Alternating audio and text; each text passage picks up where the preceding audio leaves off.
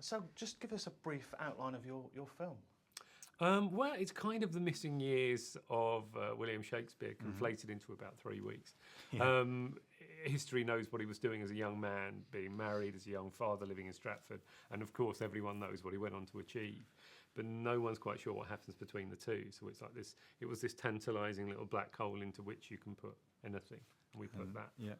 Excellent. And how did the project come to be? Because obviously you worked with each other for a long time. Yeah, we Too long. too long. Some might say. No, we'd always harboured an ambition to do a film. Certainly, Larry and I had always wanted to get into film, and the director, Rich Bracewell, came to me and said, "Look, what about it? You might as well go for it." And it was him who first sort of floated the idea of Shakespeare as being this character that people already knew about, and you didn't have to do a lot of sort of first act setup, establishing who he was and what he did. So it sort of went from there, and then we just came up with this very silly plot. We kept talking about like Fish Called Wanderer and things like that, doing a big multi-character like a caper, a proper caper comedy.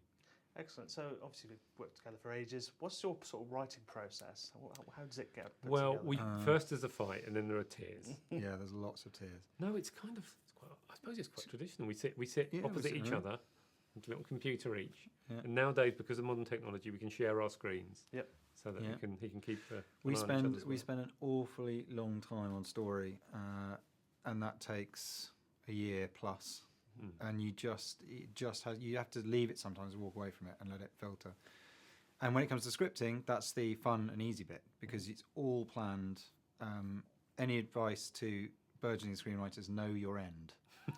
Don't know your end, do not start. Yeah. So and it's very traditional. We sit in the room and just 9 to 5 it. Excellent. I think I know the answer to this. You've mentioned A Fish Called Wanda, but where are your influences from? Generally, just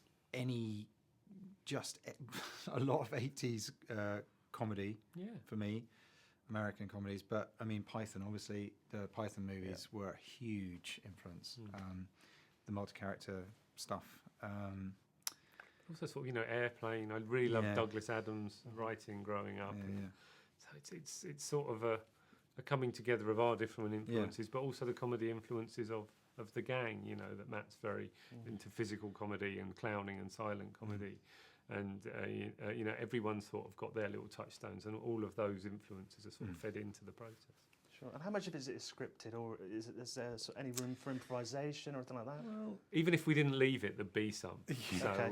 But I think with this first outing, it was very tightly scripted because we knew we wouldn't have enough time. But I think we always tried to leave a little bit of time at the end of a scene where we could just loosen up a bit. I think that's the key. And also, we were reading around with the group, with the gang of us throughout the process of developing the script. So they were kind of, giving notes and thoughts and ideas for lines and gags throughout. So we'd almost built some improvisation into the script by the time we shot it. Yeah. Excellent. And it's a film for all ages. I actually watched it with my mother-in-law. Oh, so, brilliant. She loved it.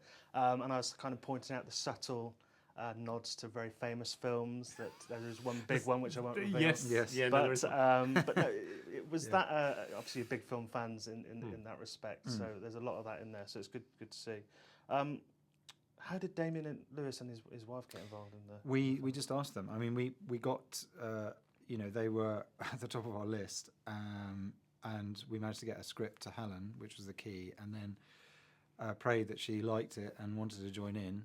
And she said yes, which was fantastic. And then we got their kids to pester Damien to be in it. They were our casting directors on this. Yeah. He was always on our wish list, but it was around the time we were still doing Homeland and about to start Warfall, and we just thought, understandably, it would be really hard for him just to find the time. But and it was a squeeze to we had him for a day. But it's just brilliant. And in terms of just the tone of it and entering into the spirit, it was immediate. It was fantastic. And as writers and obviously actors as well, how is that on set day to day? It's quite unique. Yeah, it is. But I think that's what we've always done in terms of comedy. I think that's how we roll. And I don't think that's We're not cool enough to use that phrase. Well, I'm starting to feel pretty cool. I'm not. No, I just think it's sort of normal for us to be. We have to be hands on because it's. I think there's less. That's precious. less prevalent in film, and I think a lot of the film people we were working with used to. The writers hand over the script, and then it goes through all the production process, and at the end, actors are hired. So I think in some ways it was weirder for them to find that the people at the beginning of the process and the people at the end were the same people. Yeah. But for us, it did kind of feel.